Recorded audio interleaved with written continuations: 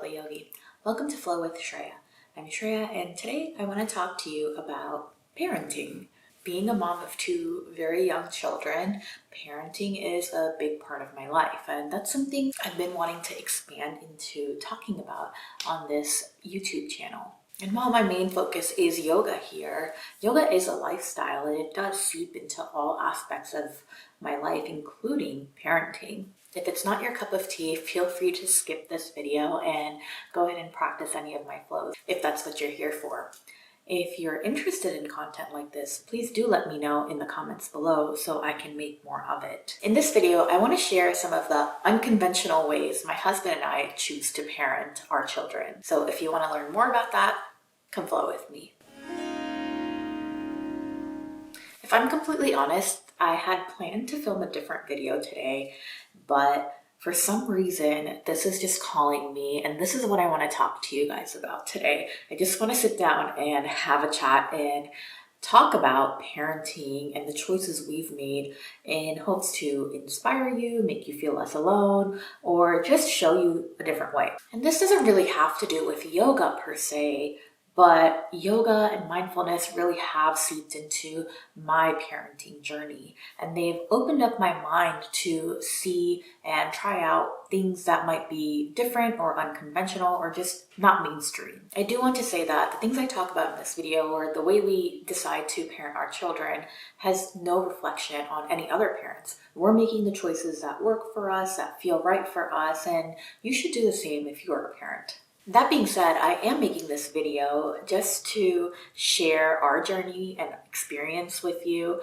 because watching videos like these or learning from other families and parents is really what opened my eyes to some of the things that I'll be talking about. And if I can do that for other families too, I just would love to pay it forward in that way. I also just want to open up this discussion here on my channel. I do share a lot of parenting stuff over on my Instagram, so be sure to follow me there if you like this type of stuff and you want some glimpses into our daily life. So without further ado, let me actually get into these unconventional parenting choices.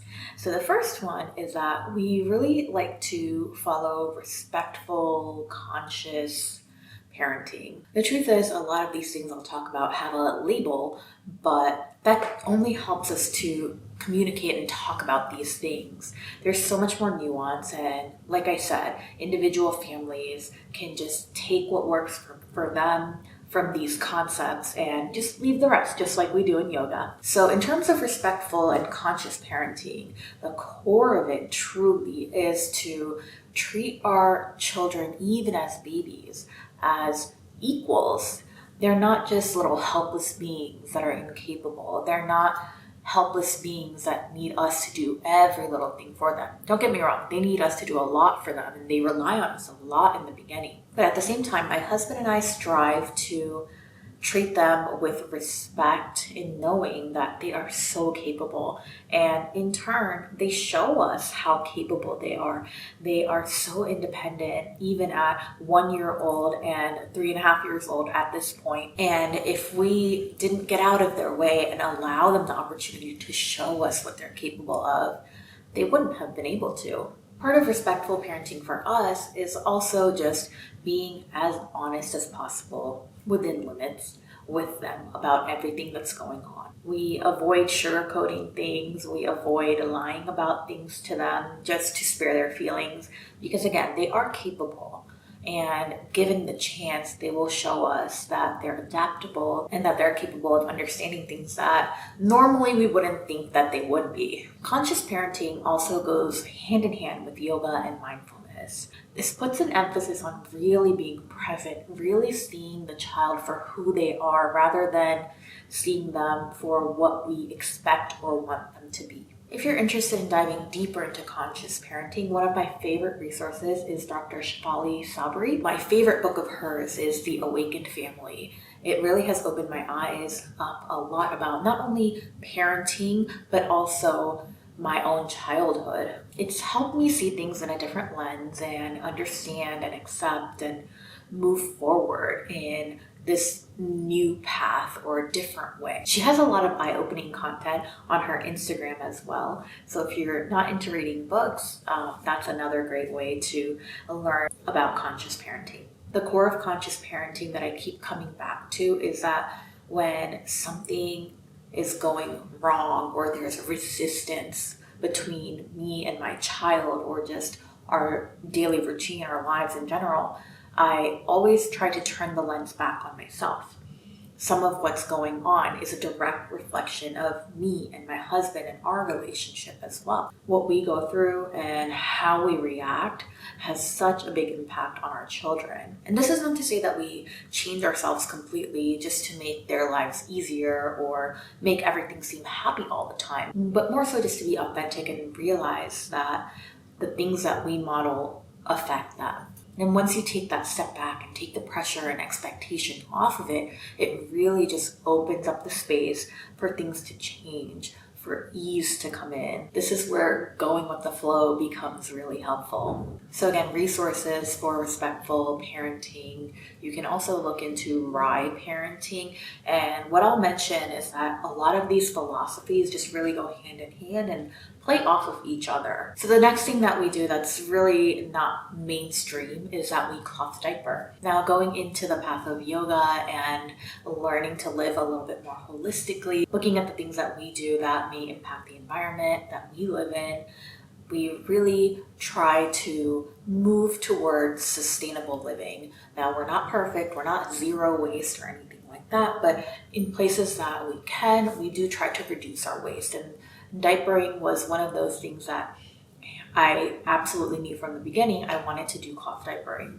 That being said, we have used disposables. We used disposables with my first when he was first born because we were brand new to parenting and we wanted to give ourselves the grace and time to figure it out. Plus, what we didn't know was he wouldn't fit into one-size diapers until he was about a month old. Now, things were completely different with my second because we wanted to start right away now that we had experience. Our reasons for cloth diapering are not just environmental and sustainability related, but also just the fact of it saves money, and a lot of mainstream diapers have ingredients that we try to avoid in our home. The next thing that goes hand in hand with cloth diapering, and in my opinion makes cloth diapering so much easier, is elimination communication. Now, again, this is just a label given so that we can communicate about this, but this is a way of life in many other countries, or even if you go back in time, this is the way things were done.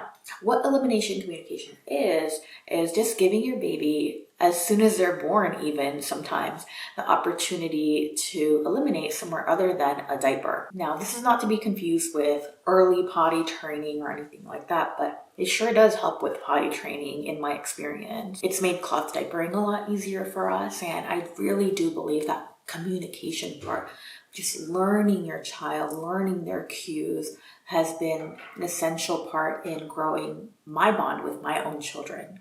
Again, there are different ways to adapt these practices and make them work into your lifestyle, whether that's doing part-time elimination communication, part-time cloth diapering, or whatever it is. And that's why I want to share these things, is to show you that it has worked for our family and that it's a possibility, just in case you're interested, if you want to look into it. And some of these things excite me so much, I'm always happy to talk about them. So be sure to comment below or slide into my DMs if you have any questions and want to learn more. I'll also leave some links to resources down below, just in case you're interested in learning more about elimination communication or cloth diapering. We also practice Montessori at home. Montessori and respectful parenting kind of go hand in hand, in my opinion. And the core of Montessori at home is really just giving opportunities to our children to have independence and develop intrinsic motivation. And we can achieve this by setting up their environment in a way that's conducive to what their current interests are, by observing them and allowing them to be as independent as possible from as early as possible. We're merely there as guides to them and to model behavior, and they're like sponges absorbing all of this new information and learning and going about the world in their own way. So in terms of setting up the environment, a lot of the things that we do is have open shelving where things are beautifully displayed and inviting for the child to play with. I'm always trying to sit back and observe my children playing and see what they're really interested in, what skills they're working on, and then put out the materials that will help them learn and work on those skills. We also try to avoid toys that are passive or are loud, battery operated with lots of bright lights and things like that, just because we don't want it to distract them from their work. Play is the work of a child. That is how they learn, and that is one of the basic philosophies of Montessori. Our goal is to foster their intrinsic motivation and their love of learning and independence by practicing Montessori at home. We offer them access and child-sized things so that they can involve themselves in our daily family life, like child-sized plates and like their own cleaning materials that are sized appropriately for them. It is incredible to me to watch them grow and see how much they can do. I really focus a lot on practical life activities and involving them in the things we do daily in the home, like unloading the dishwasher, doing the laundry, doing the dishes, preparing meals, cleaning the house. All of those things they can, in their own way, at their own level, be involved in and help, and they feel so proud and excited to contribute to the family. This is barely just scratching the surface on Montessori, and it's hard to explain in a short little video, but I could definitely go deeper into it if you would like, and I can direct you to some resources that I've personally found helpful when it comes to Montessori at home. Another thing that we do in our home that might not be so mainstream is we don't do purees when we start solids. We practice what's called baby-led weaning, and the emphasis isn't really on weaning for us, it's more so being baby-led. And again, that goes hand in hand with Montessori and respectful parenting. So when it comes to baby-led weaning, we offer appropriately cut up and prepared foods for them to just explore and begin to eat on their own. The emphasis here is also on independent eating from the beginning. Again, there are a lot of resources that can really help you dive deep into baby-led weaning. One of my favorites is the book Baby-Led Weaning by Gil Rapley, and also a lot of great social media accounts that you can learn a lot from as well. But we skip purees altogether, and it's made our lives easier in terms of I haven't had to prepare or buy purees for my kids. They eat what we eat. I just modify it in terms of their age and what's appropriate and safe for them. And it's really helped our family dynamic when it comes to mealtime as well. Another thing we do when it comes to feeding is try to raise our children as intuitive eaters. We want them to listen to their own hunger cues. We trust that they know their bodies best. So we don't make them finish their plates. We don't make them eat certain things. We just offer the food in a way that's safe for them. We offer them choices. And at that point, it's up to them. They know intuitively what they need. And it's amazing, again, just to sit back and allow them to take the lead on this and watch and learn how they eat. Because a lot of us, me included, don't really have those intuitive habits, and I'm trying to get into it myself as well. And again, to me, this really fits into the philosophies of baby-led weaning and Montessori and respectful parenting. Last but not least, something I want to talk about is minimalism in parenting. So minimalism is one of those labels that I don't necessarily identify myself as a minimalist, but I follow a lot of the principles that go with minimalism. So in terms of parenting and minimalism, we really try to limit the amount of things that we bring into our home that are related to the kids, whether it's clothes, toys, baby gear. And again, this also goes with Montessori because we haven't really had much baby gear in terms of bouncers and swings and stuff because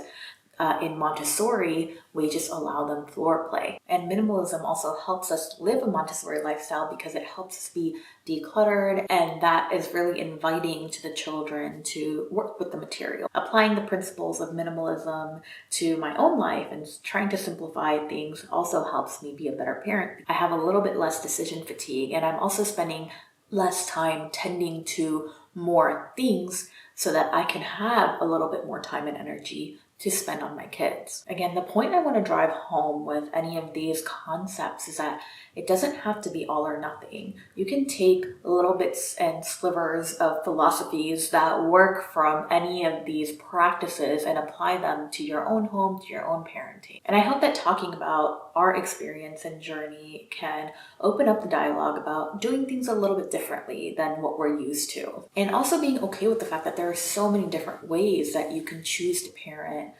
and all of them are okay. The best thing you can do for your kids is just be authentic and do what feels right to you, rather than try to live up to anybody else's standard. So let me know in the comments below if you practice any of these unconventional choices as well, or if there's anything else that you found really helpful in your parenting journey. I'd love to know. As always, if you did find this video helpful or interesting, please be sure to share it so others can find it too.